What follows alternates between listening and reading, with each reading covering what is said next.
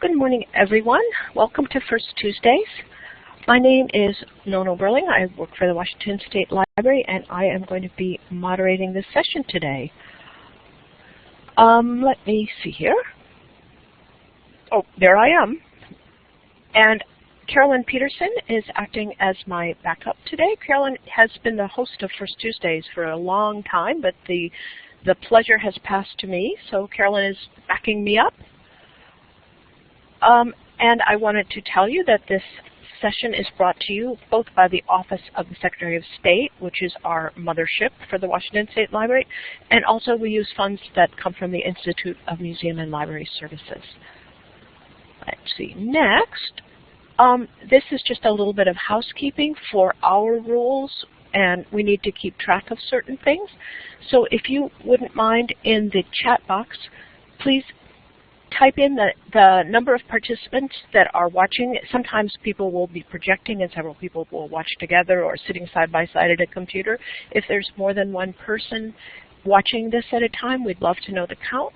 Also, your library or organization that you're from and the city and state. And I also wanted to say that at the very end of the session, there's going to be a really quick survey.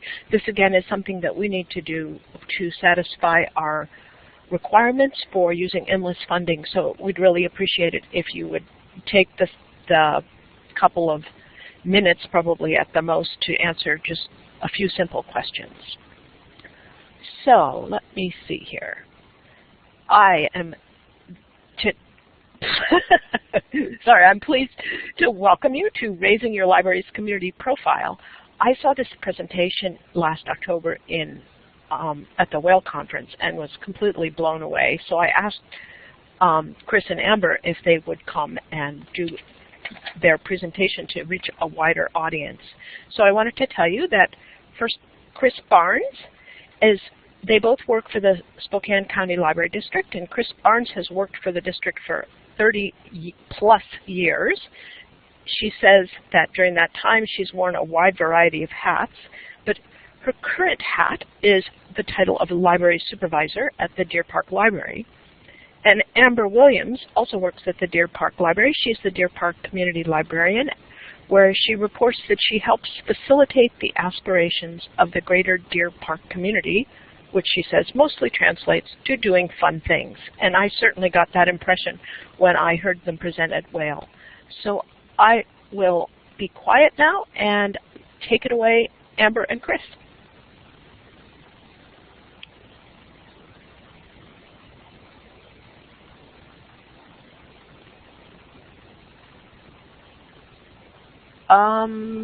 Kris and Amber, I'm not hearing you. I wonder if you've hit the talk button at the top.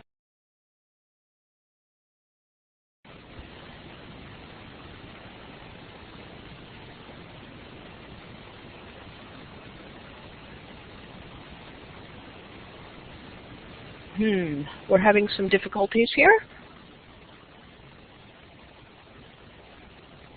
I do not hear Amber or Kris. All right, how about now? Any luck? Okay. Oh my gosh. Thank So you. now Kris has heard me twice. I hear you. So I realized that I had the mute button on my microphone. I unclicked it, and now for the third time I'll say, I used to live in Virginia. It's so nice to see so many Virginia people. This is why we don't have video. You can't see. I'm kind of blushing. All right, I'm going to... All right, I'm turning off my mic and have at it. Thanks so much for joining us. We're going to jump right in because we've got, oh my gosh, look at that. No, you took /us. It took 5 minutes exactly. We've got 55 minutes, and we've got a lot that we're going to try and cover here. And we love a small group, and this is a pretty small group. So as you guys have questions, pop them up in chat. Kris and I are actually sitting right next to each other, which means if one of us is talking, the other one can be reading, and we can address questions as we go through, but we will definitely have time at the end as well. That's the hope. Okay, jumping right in. I feel like this is the legal stuff we have to cover.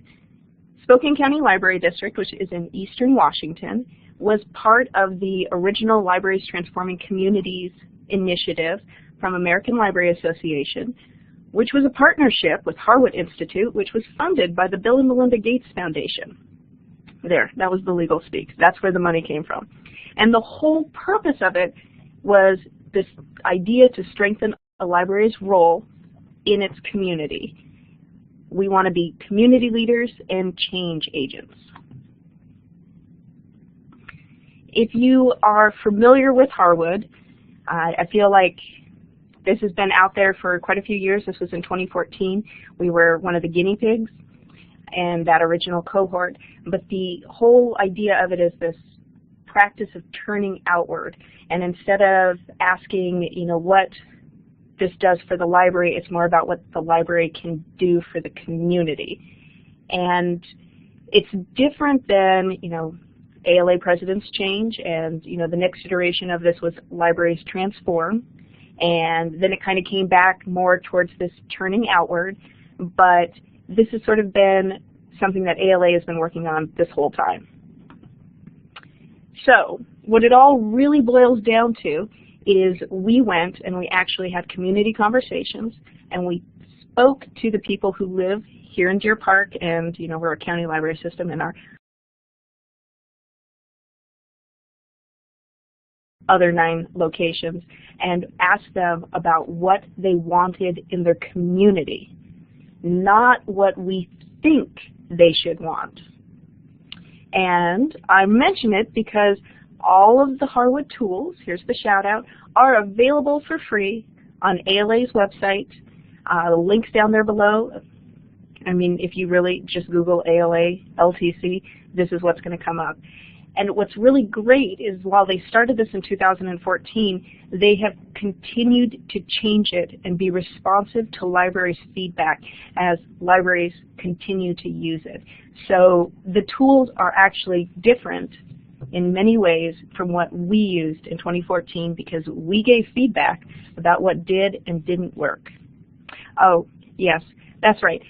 So if you haven't used Blackboard before, just a sidebar, and we sound like chipmunks, you aren't going to miss anything we say. You just have to, we just sound like chipmunks as it catches up. All right, so into the thick of it. Community engagement. And once upon a time, there wasn't any. You come to us, we'll tell you what you need. Next, advocacy. Oh, you aren't coming to us, so we'll go to you, but we'll tell you what you need from us. Yeah, that's going to work. Okay, still not working, so now we're going to go and ask you what you want from us. And you know what you're guaranteed to hear? More DVDs and story times. Oh wait, you want things that we already provide. So where we are now, Libraries Transforming Communities, what do you want for your community? We're going to ask this question, we're going to get your aspirations, and we're going to figure out how we fit the public library into the equation. All right, so Kris, besides being the library supervisor, is an actual long-time resident of Deer Park. Born and raised. As Nono said, I worked for the Spokane County Library District for 30 years, and I've been back here at Deer Park, kind of worn a variety of hats around Spokane County, but I've been back here about 8 years. Deer Park is a beautiful community, small population. We service several schools, but I think what we need to point out is at least 50% of the children do qualify for reduced lunch here in our community.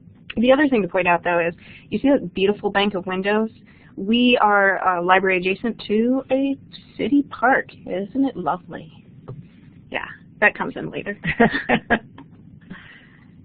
So going back to those community conversations and the aspirations, this is a 60 to 90 minute conversation that you're having with people, but what you boil down to is, what are your community aspirations? What are the barriers? And who do you trust to take action? And this matters because accountability really, really comes into play. So something that came up in Deer Park was we want more sidewalks. Kris and I were not going to lay more sidewalks. Don't know anything about concrete. Yeah. So it doesn't mean that we can't tell the city, though. This is why you're asking, who do you trust to take action? Because this is who you're looking to partner with. And you recognize that, sure, we might not be the right organization to be putting down sidewalks, but we certainly are the right organization to speak to the city and tell them this is what we're hearing. And if you follow through with this, you build that accountability, people know that the conversation started with you. So here in Deer Park, we did really hear about sidewalks, but our other aspirations, stuff to do, which really meant they wanted free stuff, they wanted stuff for kids, and they wanted to do stuff where they were at. We heard about food scarcity issues. We heard about wanting to build community pride and community beautification. And if you are familiar with Eastern Washington, we are on Highway 395, which is an incredibly deadly stretch of highway. Yeah, highest accident rate. I think second highest or highest in the state. Yeah, exactly what a community wants to be known for. And we've got a lot of small businesses in our area, and we heard about wanting local business success. So to start this off, what do we do to support this community's aspirations? We took the show on the road, and I am sort of embarrassed to be 10 years into my career before getting out of the library. Traditional programs are pretty easy to replicate where people already are. Sure, we have music concerts in the library, and people come and sit in our hard plastic chairs, and why wouldn't we go to a better concert venue and be part of the summer concert series? An already established series of concerts that they've had every summer. We just simply inserted ourselves into that concert series. So we sponsor one, and we were seeing statistics of people coming to our summer concert series, or our summer concerts in the library, of maybe 40 to 50. Well, if we sponsor one of the concerts of an already established concert series, our statistics shoot up to, 150 to 200. And this particular picture was in June. And yes, in June in Spokane, it is possible to only be 52 degrees, which it was, and rainy. But you know what else is kind of cool about the concert in the park?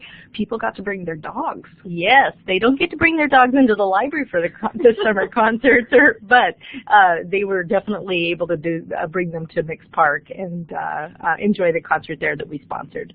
And one of the other things, our meeting room here at the Deer Park Library, we have a fire code of about 80, and we were able to partner with a school and host them in the school gym over the summer, increasing our ability to host, instead of our 80, we were looking at 160 each week. Partnered with a summer school program who walked their kids over. It just worked out really, really well for us. And some not so traditional stuff. We heard people wanted more cultural opportunities. So we partnered with 3 different school districts covering 3 different counties, and our Friends of the Deer Park Library sponsored a poetry slam. Our first was in 2016. It was a fabulous success. So we actually just, 2 weeks ago, hosted our 2nd annual slam. Washington State Poet Laureate Todd Marshall, if you were in Washington, actually was our sacrificial lamb for it. It was awesome. So the other thing, and community conversations, you hear people's stories. And this was in a conversation with ECAP parents who are preschool parents. And one of them said, I'm not really focused on getting homework done when I'm worried about getting food on the table. And that was just something that really, really stuck with me. And food scarcity in Deer Park is a real issue. And if you are in a rural area, you know that rural poverty does not look like urban poverty. It is out of sight and out of mind. And in Deer Park, we have no after-school programs. The kids come to the library. And so after a great deal of work with the Office of the Superintendent of Public Instruction, we got signed up to be a sponsor, and our site, the Deer Park Library, to offer after-school snacks through the CACFP, which is a federal program, and PM snack in the summer through the SFSP. And we actually just hit our year mark in March. We started on March 7th of 2016. And in those 51 weeks, because our last report that we ran was February 28th, we served snack over 6,000 times. Obviously, a much needed resource in our community. And as Amber mentioned, there is no after-school program here in Deer Park and no Parks and Rec department for children, so pretty much after school the library is where kids go. We were previously experiencing a bit of vandalism, but we found it really interesting that as soon as we started serving snack, that disappeared. Yes. It turns out kids are less hangry if you give them food. And because it's through the federal program, it even has to be healthy food. So one of the other things that we did, because we do have a pretty vibrant, the school district offers lunch, and they've got really great lunch sites already established. So we got VISTA volunteers and other volunteers, and we took literacy activities to them. I have a question. How are the snacks funded, Amber? So the CACFP is the Child and Adult Care Food Program, which is a federal snack program. And Paula, I didn't catch where you were at, but if you are in Washington, it is through OSPI.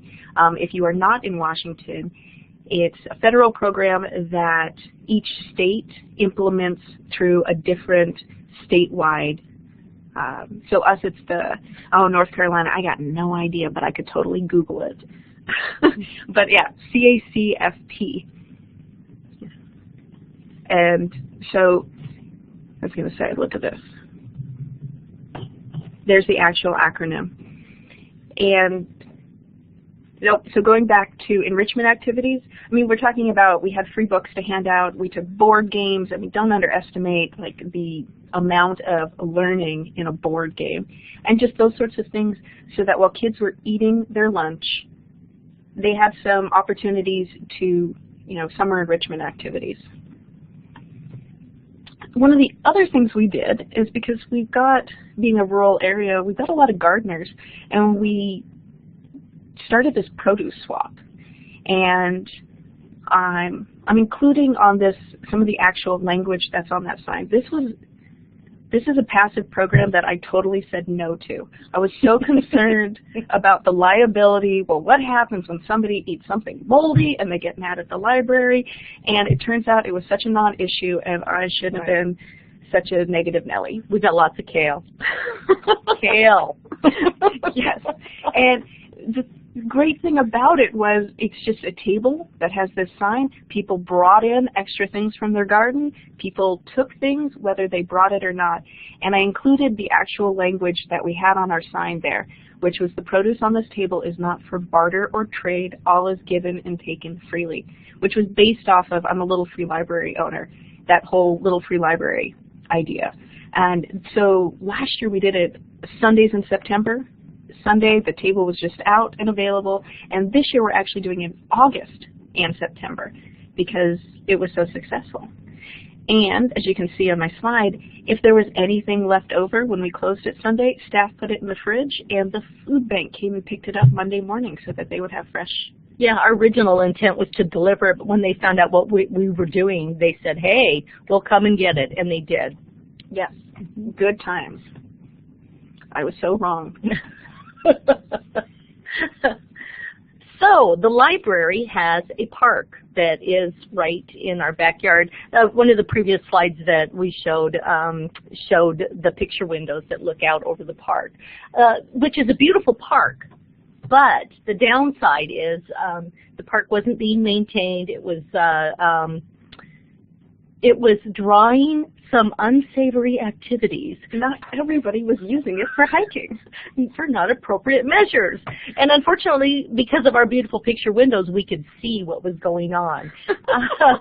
So Amber and I decided to adopt the park as one of our activities, and we did. It was amazing. How many bags of garbage were pulled out that first year? Do you remember? Well, first off, we partnered with an Eagle Scout candidate. So we recruited somebody who already was looking for a community job, you know, this volunteer opportunity, and he helped to organize and brought in all the trucks to pull out these garbage bags. But we pulled out 120 some bags of debris. Yes. And yeah, and you know, considering some of the interesting things that we saw out of the window, and I'm going to say one of my fondest memories of working in a library is Kris yelling, "We can see you!" We found a pair of underwear out there. We did, yes. So, big surprise. But you know, we started this in 2014, and the city, it is a city-owned park, they were so grateful that they named the park after us. Yay! So now we actually are, you know, we're responsible for it, which is great. We have adopted it and we cleaned it up, and since then we've had yearly cleanups. And in fact, just this year I had a service group talk to us about maybe doing another cleanup. We've had some windstorms, some trees go down, and we're ready to do it again. So yes. And actually, consistently, you know, we organized the first big one, and I mean, so many of the service groups, our local service groups came out, and the neighbors came out, and then throughout the years since, we still have our big annual one, but in the spring, the school district organizes their middle school. They come and do some cleanup. Yes. It has really been something to rally around, and again, that building that pride and identity in the community, this gave us so much accountability. And I think just putting ourselves out there like that, we've seen an upswing of service groups looking for projects, and they actually come to us and ask, well, what do you think? What can we do for you? And if not, we hook them up with other organizations. We're totally in the know. Yes. In fact, not last year, but the year before, I think when they came to do the big cleanup, another park was in need. So they went there. We kind of got the ball rolling on that, and there's a great library park cleanup going on in Deer Park. Yes. We diverted resources and said, you know, we don't need 100 volunteers this year, but another park in the city does. And so, yeah. Oh, Highway 395. Yes, it's called Coffin Corner. And for good reason. There have been multiple accidents. In fact, in just this last week, there was one fatality and another four-car accident, which I actually stumbled upon on my way to work one morning. So, you know, obviously, Amber and I cannot put in roundabouts. We can't do that. I also didn't want to learn traffic law outside of, you know, the law I'm expected to know as a driver. Like, oh, but we did. We kept hearing it in the conversation, and I wondered if I was going to have to be properly responsive to this community need. But yeah, fortunately, Washington State Department of Transportation was on it. They are awesome too, and they had community meetings where people could come and voice their concern, and they kept everybody in the loop. And we did in fact attend those meetings and listened to hear what was going on. In fact, one of the Washington State Department of Transportation workers did come to one of our Chamber of Commerce meetings and talked about it as well. And what we can do is we can be a conduit for that information. So we retained the flyers. We have all the information here at the library. If people have concerns, they can come to us and we can hand out that information out to them. And they will, as they've made plans to put in roundabouts, and they will have, you know, the big signs with the proposed actions, and the library is going to host. Local business support. So what we heard more and more is that the business community here really needed a boost. And our Chamber of Commerce was, well, actually, it was about ready to fold, I think. I'm nodding my agreement. Yes, yes. So what they asked me to become, to join the board, and as a non-business owner, I was really not sure what my role was going to be in that. But so I agreed. I thought, why not? Let me add this to my resume, right? So yes, I became the secretary of the board. And boy, it's really stretched my expertise in a lot of ways. But I've enjoyed my time. This is my second year, and I probably am going to step off the board after this year.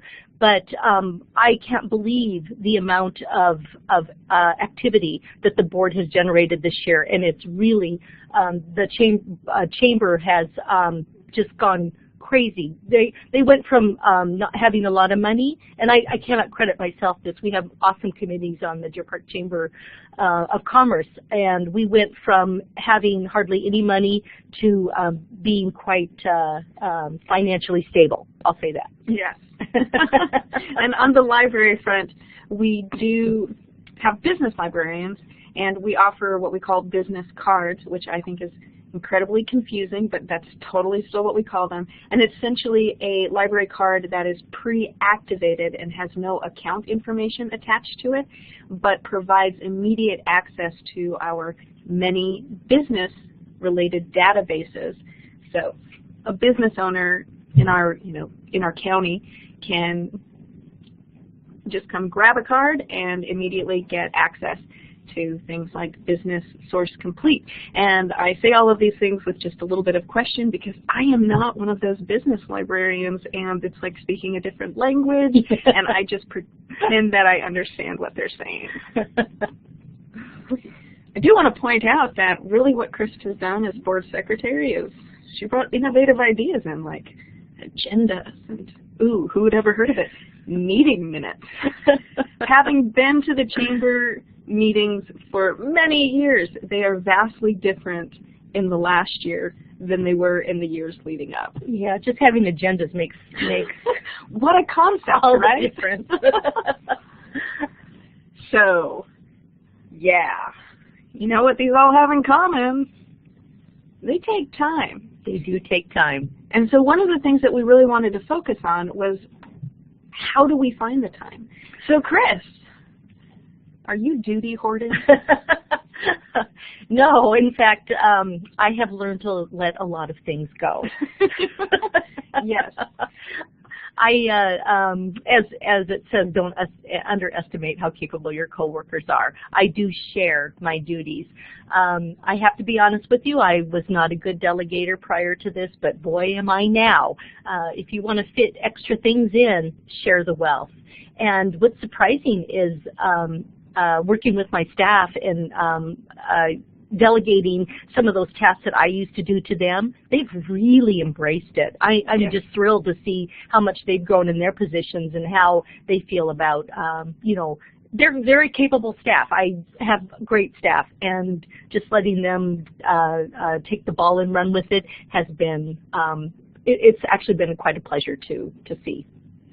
And basically what this boils down to is if you look at your workload, recognize the things that aren't unique to you. Yes, I can do story time. I'm actually kind of even decent at it, but it doesn't mean that other people around me couldn't also do my story time well.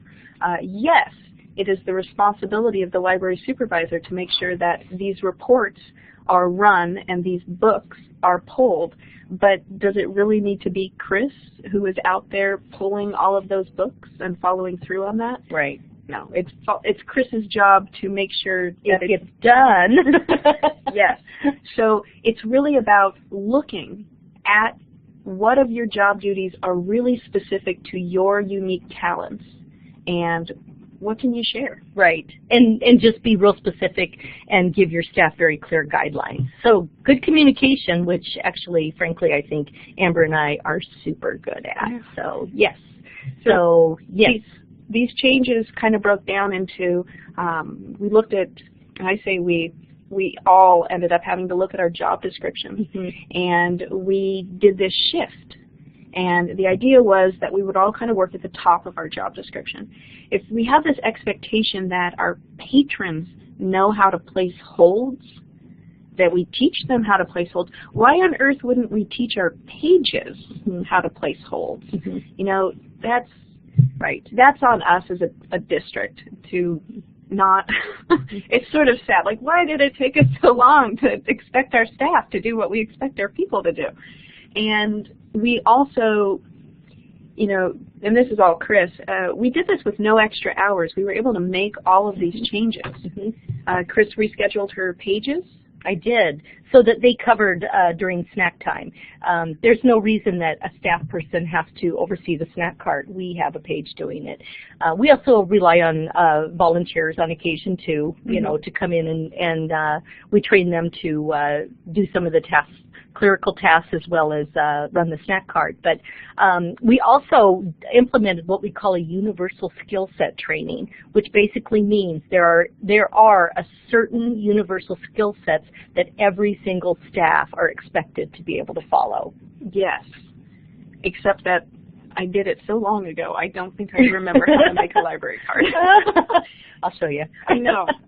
Yeah. And that's the thing. I know it's okay because somebody will help me when it's my turn. You got it. And I'm in the hot seat.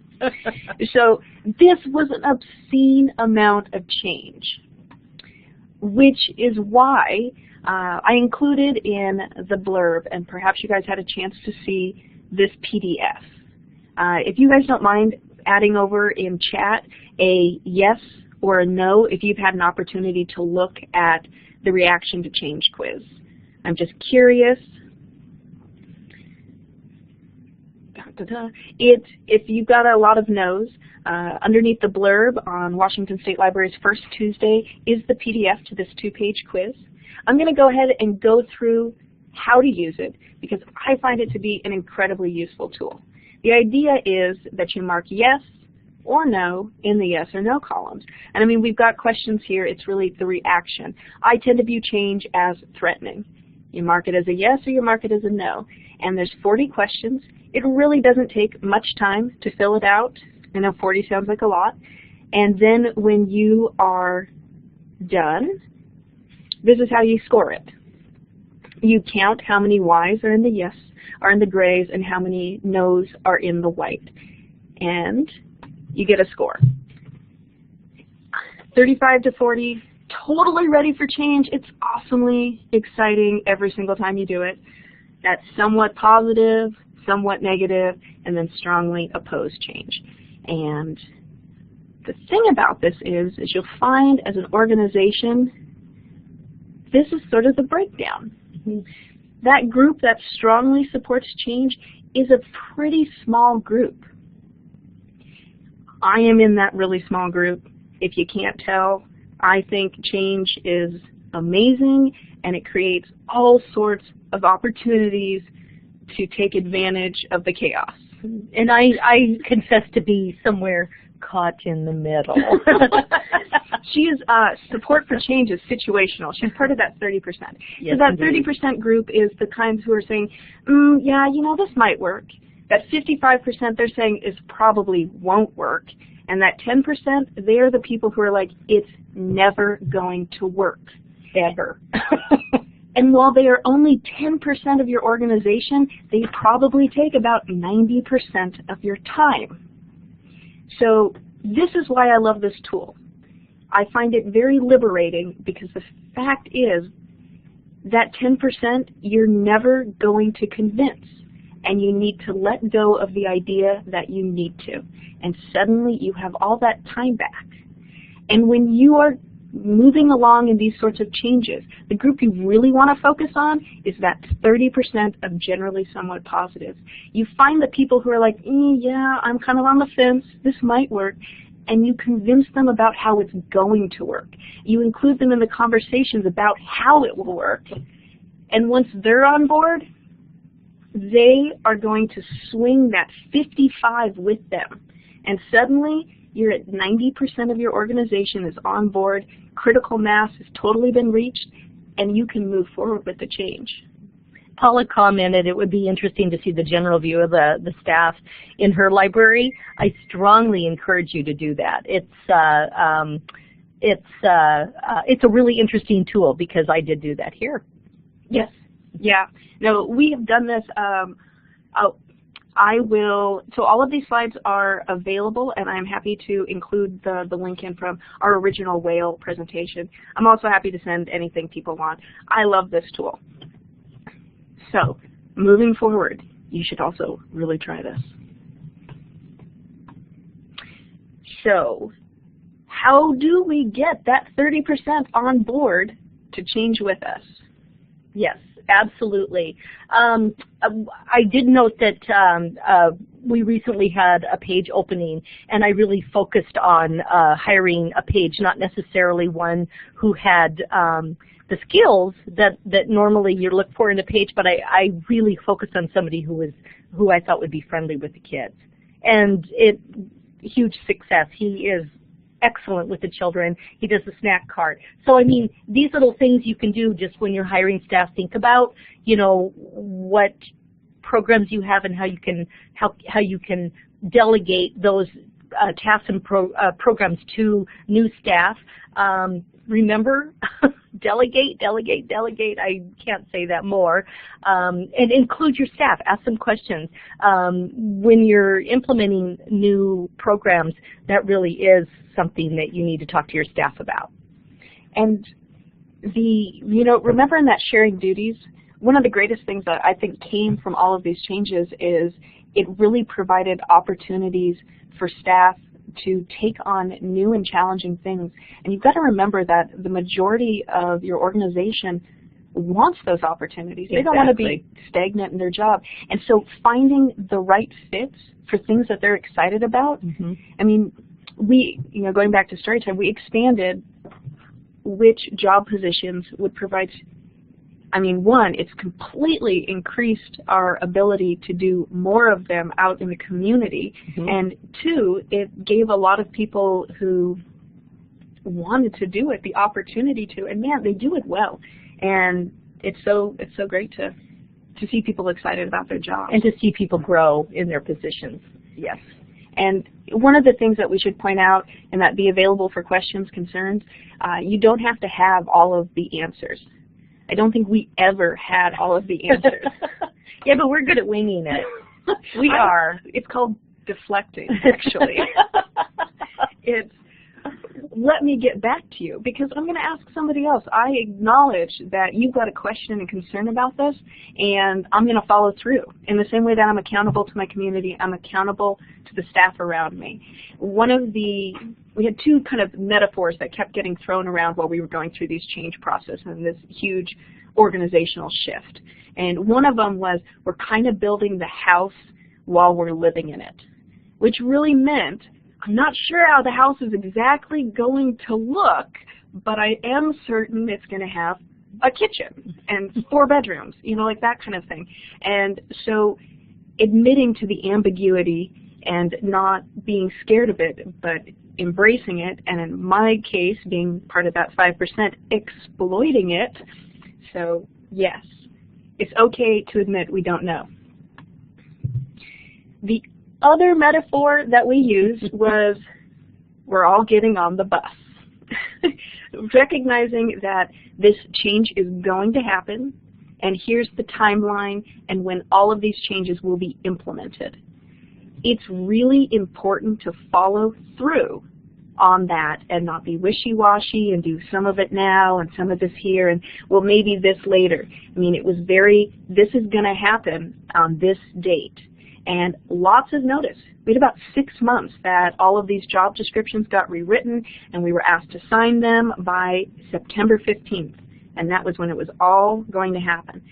And the metaphor was, this is where the bus is going. There's room on the bus for everyone, and you have to accept not everyone's going to get on the bus.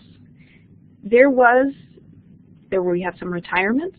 Yes. We had people who didn't want to go where the bus was going. Right. So they went to other jobs. Yep. And those, again, create opportunities to look at new hires who want to be where the bus is going, who want to live in the ambiguous house. So yes, whether you're building the house you're living in or you're all getting on a bus, it's really about that following through and making the whole process very clear. I'm going to say we didn't lose 10% of our workforce. No, we did not. Yeah, and I think that generally we're all happy where the bus went. Yeah. All right. So, you know, these were our best practices. I don't know that they're best practices for anyone but us, but let us share anyways. And I can see by the slowdown that we sound like chipmunks. Part of the original American Library Association grant was, you know, following this Harwood timeline, and we had to implement this new community responsive, innovative idea. And one of the things that we had heard out at our Spokane Valley Library location was people, and really we heard this from senior population, and we heard this from the high schoolers, that they wanted opportunities to have more generational opportunities to connect and communicate, and intergenerational, that's the word I'm looking for.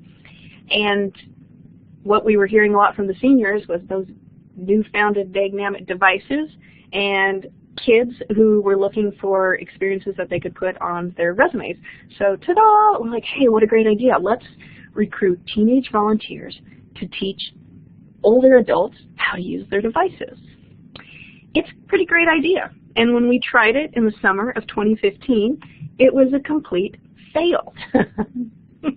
We didn't have a single teen volunteer interested. And you know, hindsight is always 20/20. It's probably not a good time to recruit high schoolers and the end of June. You know, that might have maybe had a little bit to do with it. But we were on this grant timeline, and so that's when we had to be doing it. And it never happened. So what this real best practice is, when you're having this cultural shift, well, when you're having an organizational shift, you need to have a culture shift. And we have really created a culture that allows for failure. Yeah, and sometimes our failure is our best jump to find another project. Amber and I originally tried to implement a STEM program with the local school district, and that was a huge failure. We could not get that going at all, and that's how the library park project came about. We just said, well, we have this in the backup, let's do this. And it turned out to be a huge success. Yeah, part of the reason the STEM camp completely failed is the school district was already doing it. Yeah. Doing it better than we could. I mean, I don't have any sort of STEM degree. Political science is not that kind of science. But we wanted to do it. Yes. And instead we said, well, what other opportunities can we create for our community? Well, let's create some volunteer opportunities with picking up dirty underwear. There we go. Woo! Yeah, go us. So besides being a culture that allows for failure, we have become a culture that celebrates success. Libraries in general, we are too stinking humble. We do so many awesome things, and I say we because I know that it is not just us. Across the country, across the world, libraries are pretty much the most awesome thing there is. And we are not our biggest cheerleaders. And we should be. We should be braggarts. We have so much to brag about, but we don't. And one of the great things that comes of these community conversations and raising your library's profile is that you're part of that bigger community picture, and you're part of all these conversations going around, and it makes it easy to insert yourself into the community's story. When we talk about how the greater Deer Park area wanted more cultural opportunities, and we can talk about, yes, and Todd Marshall, our Washington State Poet Laureate, came and performed at our Tri-District, Tri-County Poetry Slam. High school students compete to have an opportunity to get on that stage and compete. And it's just, we're part of that story and part of that success. One of the problems, though, is when you are really, really awesome, everybody wants to dance with you. So we call this the Capacity Conundrum, because we want to do all the things. And people want us to do all the things because we follow through. Right. but we can't. Can't do it all. You've got to be able to say no, but it doesn't have to be like a no. It needs to be like a, what a great idea. Do you know who's going to be perfect to work with that? Right. I remember when we were talking about organizing, coordinating bands for the summer concert series, and we hooked up one of the bands here in Deer Park for the summer concert series. Well, what happened is bands started calling me. I became a concert promoter. So yeah, I couldn't help them, but I could hook them up, which we did. Connected them to the other dots. And we find ourselves in that position, and we're well suited to be in that position. And what's really great is you still get a lot of the credit of being part of the solution, even if you didn't have to do all of the work. Right. Raise your profile, but be prepared for. Yes.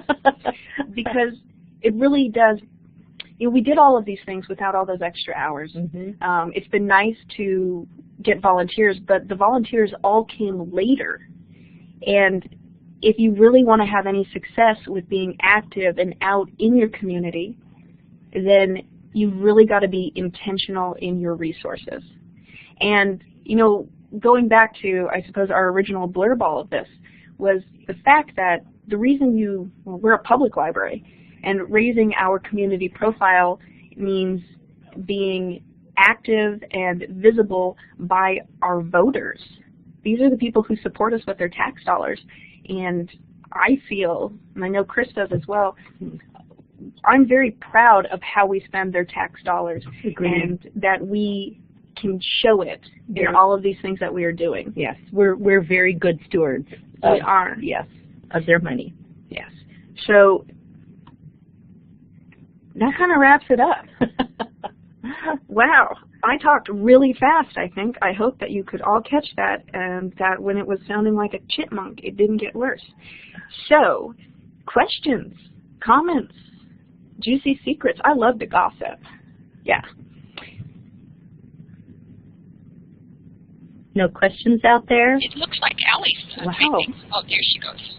Besides, so... She said, where can you find the slides?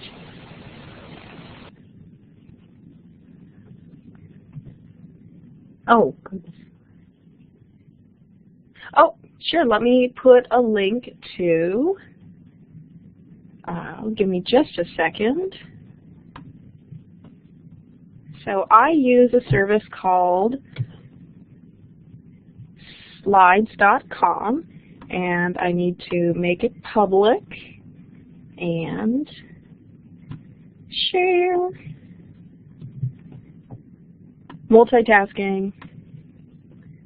Here are all of those slides.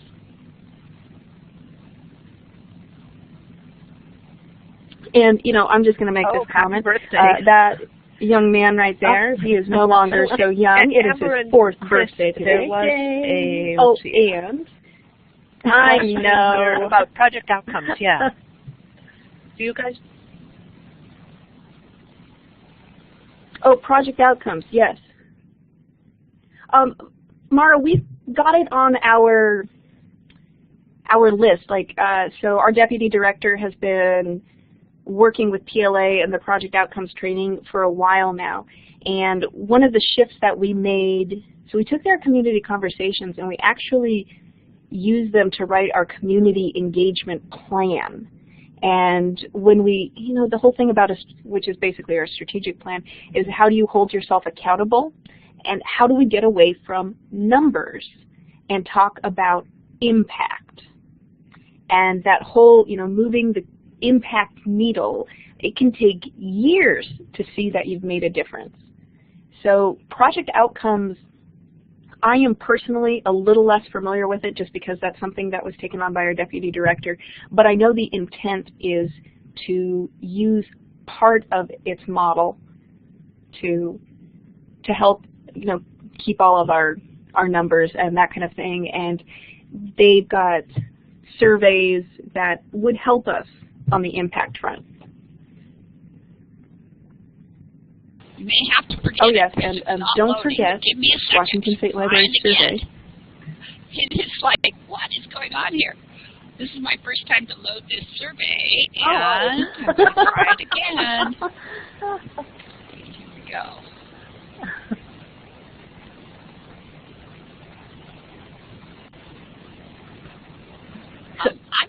I'm just curious, how did Virginia hear so much about Washington's First Tuesday webinar? Because we I know.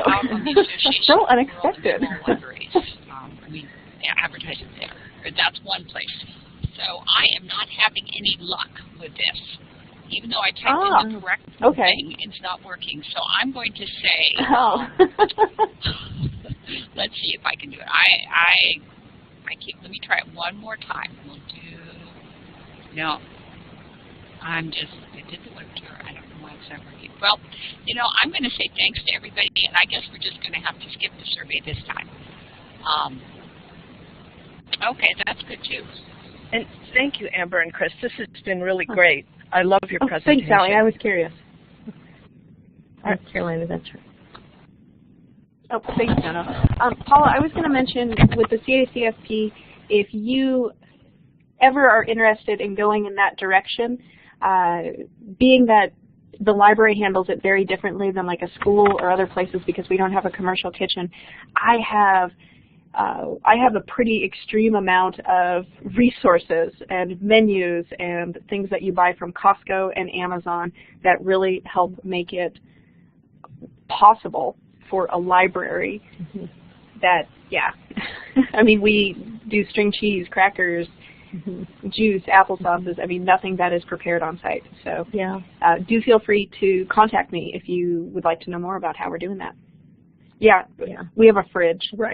Which is full of yogurt and chocolate milk. And frankly, we don't have the time to prep food. So, and right now we're serving, I think, between 30 and 50 kids a day. After. Well, wait, it's spring break, so a little less this week. But when school is in session, it's between 30 and 50. So. I mean, I think our March numbers were about 780 for the month, and we do Monday through Friday, year-round. For a small community, that is something, We're just under 4,000 people here, so. And, I mean, since we have a few minutes before 10, the reason that we implemented that is we do after-school programs.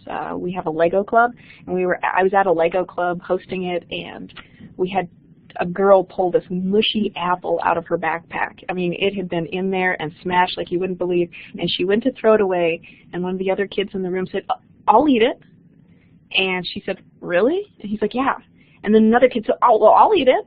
And we then proceeded to have like these 4 kids discussed who should get the apple and could we cut the apple. And it was just heartbreaking to see them argue over a mushy apple. So, we got very motivated to make it all work.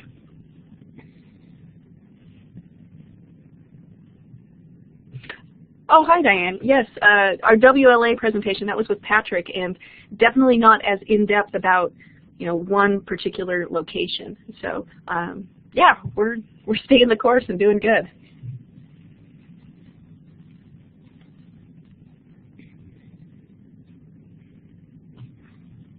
And here, Paula, I will put my email in the chat for you. Since we moved past that slide, let me see, did I type it right? I did. Yes, so, no, it's mostly okay. we can laugh about it, but sometimes it's a little overwhelming. Yeah. In a good way. When you become the go-to place, you're reliable and you get things done. You do. And that's why Kris got asked to be on the board for the chamber, because we get things done, and sure enough, she went and she got things done. Yes. All right. Well, thanks for joining us. Thank you. All right, thanks, guys. I really appreciate it. It was a great presentation. I'm sure it's going to be watched a lot after the fact. That's why we record them, because sometimes people have trouble actually fitting it into their schedule. So thank you very much. I really appreciate your time, and it was really great. And I am going to stop the recording now.